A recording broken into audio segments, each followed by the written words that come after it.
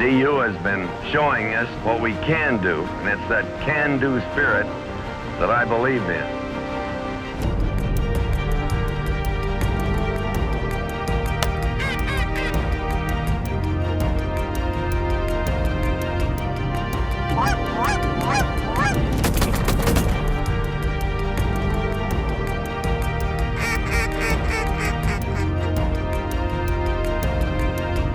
Take it.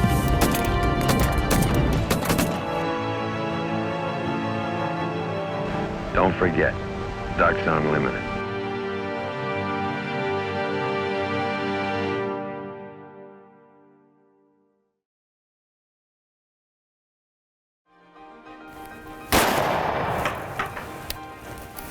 Welcome to Ducks Unlimited Television. I'm Ainsley Beeman. In this episode, we wrap up our trip to the Mid-Atlantic coast with Captain Bob Weatherall. Specifically, we're on the Potomac River with Field Hudnall and Jake McPherson, regional biologists for Ducks Unlimited. Then we'll venture north and west to North Dakota's prairie potholes with one of America's favorite waterfowlers, Wade Bourne. Sea ducks and North Dakota mallards and geese are next on DUTV.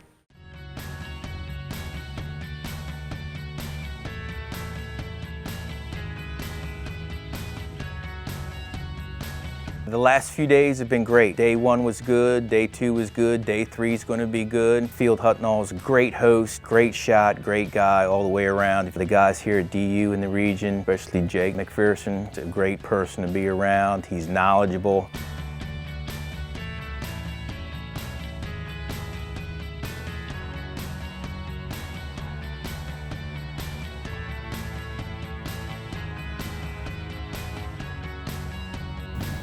Those are longtails too.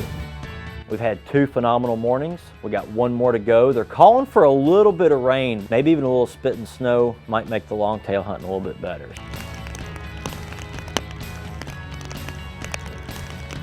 Straight in. Shoot him right there. Nice shot. Coming in from the left. Bluebill, bluebill. Coming back. He ready?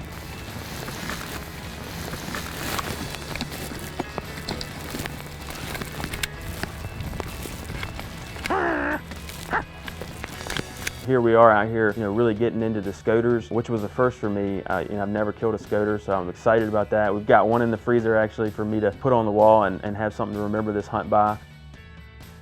Yep, there's still 3. Oh, look at this group, 9 o'clock close. Get ready, get ready, get ready. Right down the pipe. They're coming. Get ready, get ready, get ready. Take them. Y'all didn't see the bluebill come off behind them, did you? I started firing at the other group. Shoot him right there.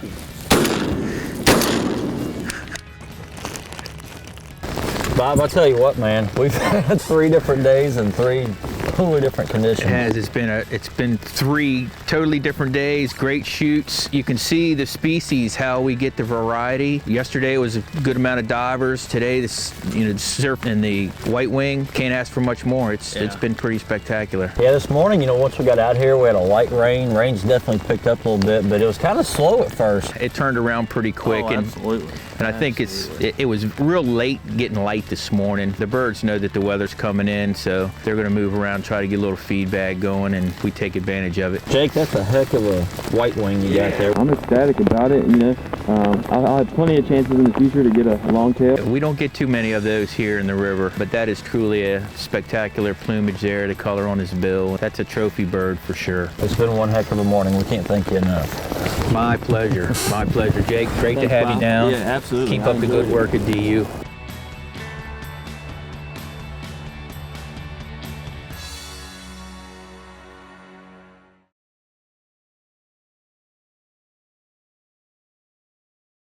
For fast and furious duck shooting, Captain Bob Weatherall definitely has it going on in the Mid-Atlantic. And now we're off to the Duck Factory with Wade Bourne. Thanks for watching DUTV.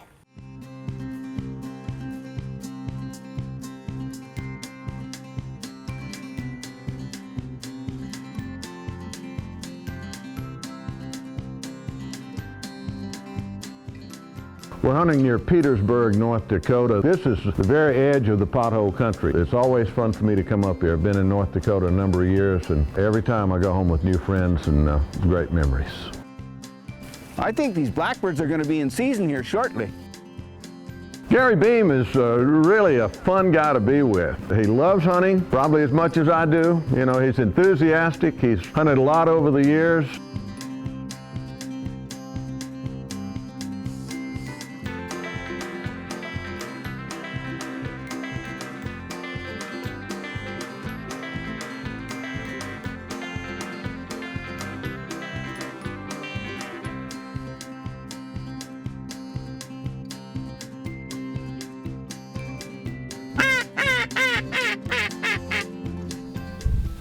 Going on up the slough. This is classic North Dakota waterfowl hunting at the edge of a big slough with cattails. One problem with hunting up here though is that you have potholes all over the landscape. And if you get the ducks up off one, they'll just go over a lot of times and sit on the next one. But I think there were enough birds here that are used to being here that some of them will come back. And we've got the sun to our back, the wind to our back, and a lot of ducks have been using this slough, so hopefully they'll just straggle in here and we'll be able to draw them right up to our decoys and maybe get home for an early dinner.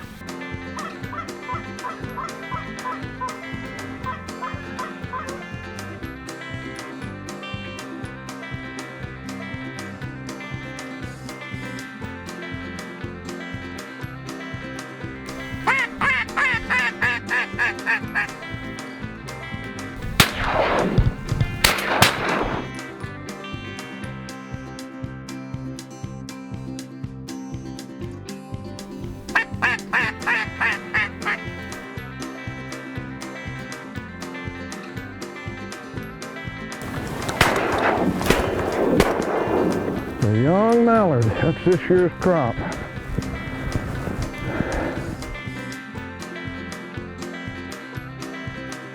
I'll tell you what, man, you have brought me into one tough pothole.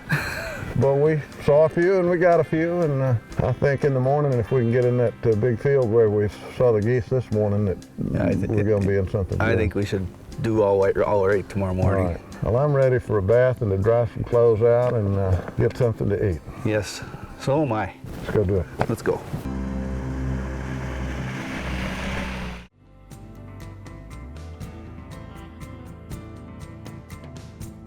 Waterfowl experience some of nature's most complex and fascinating life cycles.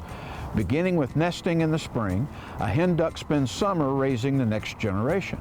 The hen must keep the ducklings warm, help them find food, protect them from predators, and guide them during migration to locate staging and wintering habitat. During the late summer or early fall, ducks molt, which means they replace all their feathers in a short period of time. For as much as 2 weeks, ducks cannot fly and are especially at risk from predators. In fall, the great migration begins. Using visual cues like the sun, stars, and landmarks, and non-visual cues like the Earth's magnetic field, ducks have an extraordinary ability to migrate over long distances from breeding to wintering grounds. They stop at key areas along the way to rest and refuel. During winter, many ducks end up in the southern United States or other areas where the weather is mild.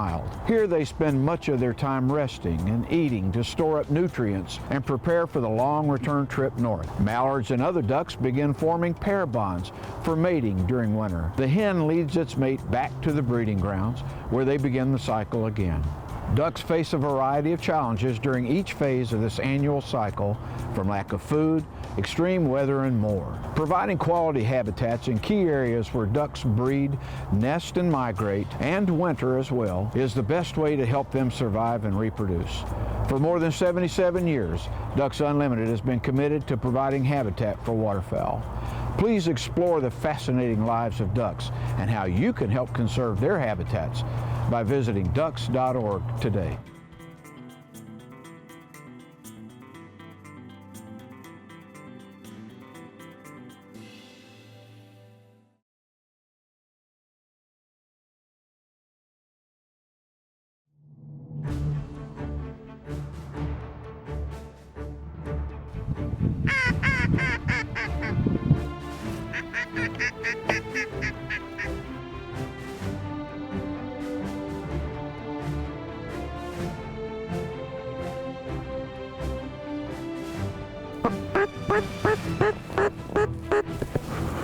Shoot.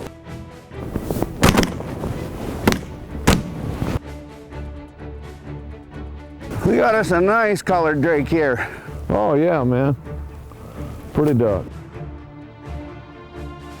Very nice. The second morning we were in North Dakota was one of those that you remember for a long, long time. Gary had found some birds working in a chisel plowed field. It had rained the day before and it was muddy, but it was an old wheat field. Geese had been working in there and also a bunch of mallards.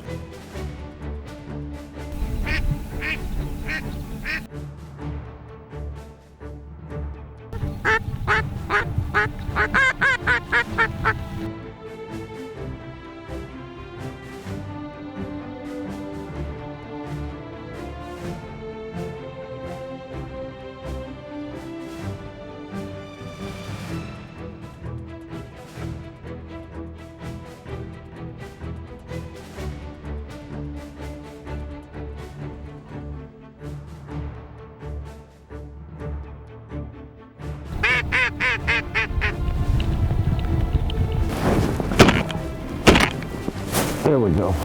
All right. That was a good shot, Wade. Thank you. Boy, that's a pretty one right there. That is a nice. That is a fully, he's got a little age on him. One little curl starting. How many bands does he have? He had 3. Man, this is really working. We've set up kind of in a crosswind situation. We've got the wind coming off our back left shoulder, and these ducks are falling right in. Geese usually will fly later than the ducks, and so we're waiting on them now, and if they do like the ducks do, we're going to be in for a whole lot more fun. We've already had a lot of fun.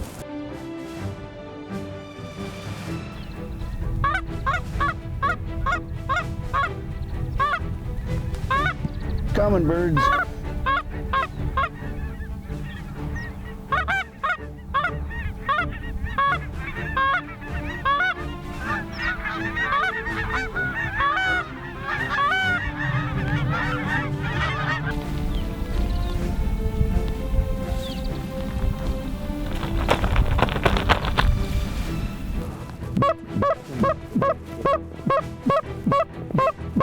Take them.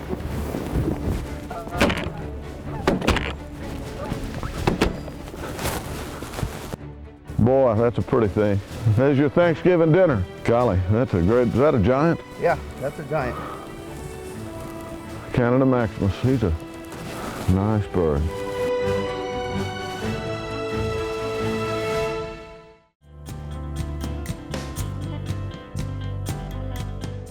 Hey, I'm Scott Laseth, the cooking editor for Ducks Unlimited magazine, with a crispy duck stir-fry recipe. Now, as with any stir-fry recipe, it is critical that you have all your ingredients on deck, ready to go. It happens very quickly. I have some duck parts, some duck breasts that I've chopped up, the skin has been removed, and it has been marinating in just some low-sodium soy sauce and some sesame oil. That's it. It's been in there for about 6 hours, and I'm going to combine some flour and cornstarch with a little bit of salt, and I'm going to coat this chopped up duck breast with this mixture. And meanwhile, let me get some oil into my wok. This is a nice hot cast iron wok. Into the flour and cornstarch goes the marinated duck breast, and once that oil is hot, we're ready to go. And the purpose of this coating on the outside is to give it a nice crispy coating. If you've ever gone to an Asian restaurant, if it's crispy, it's fried.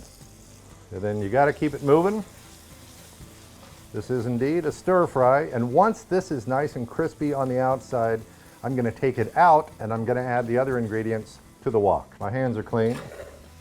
And with that cornstarch and flour that's still in the bottom of the wok, that'll not only help cook everything else, but it'll make the sauce thicken up, just like a roux. All right, into the wok. I have broccoli, bok choy, carrots, and green onions. And for flavor, I have some more of the low-sodium soy sauce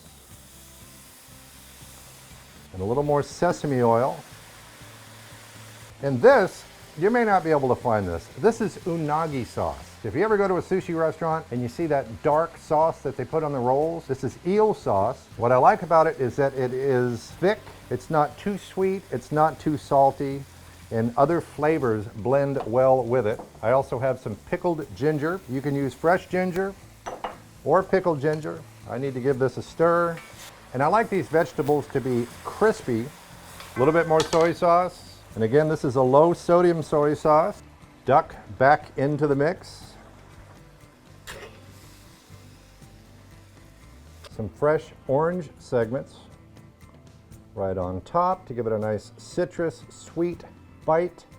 This is my crispy duck stir fry. It's crunchy, it's got a lot of flavor, and you can find this recipe in the Ducks Unlimited magazine and always at ducks.org.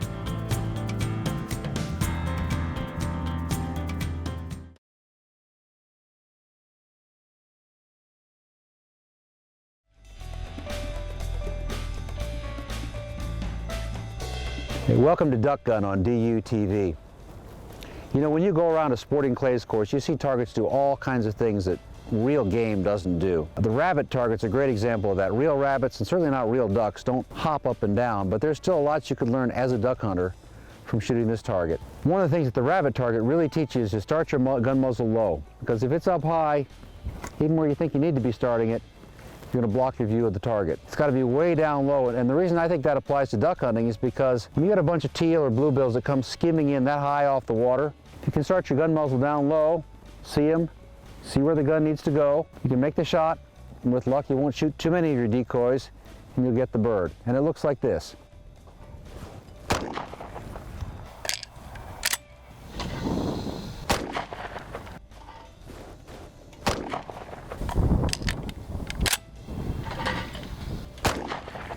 So I'm going to start the gun way down here to keep it below the path of the rabbit. I'll bring it up, I'll make the shot. There's a lot you can learn about duck hunting from any sporting clays station, including the rabbit. And that's Duck Gun for DUTV.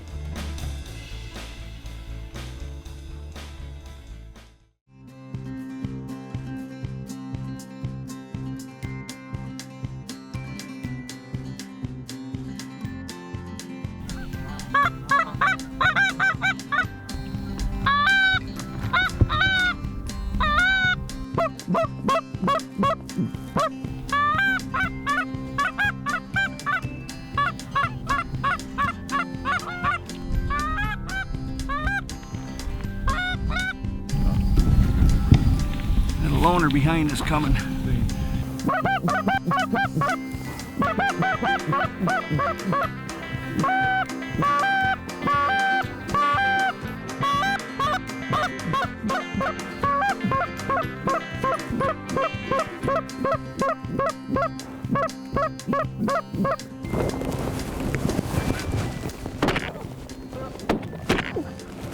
Oh, baby, there we go. That's goose shooting. That's the way we're supposed to. You're the man. Woo! Boy, didn't they turn around pretty.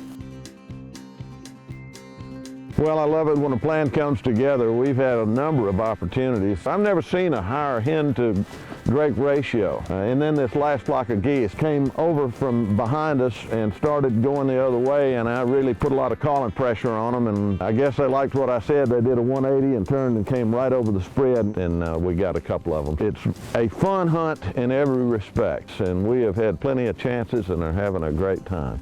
This is what it's all about.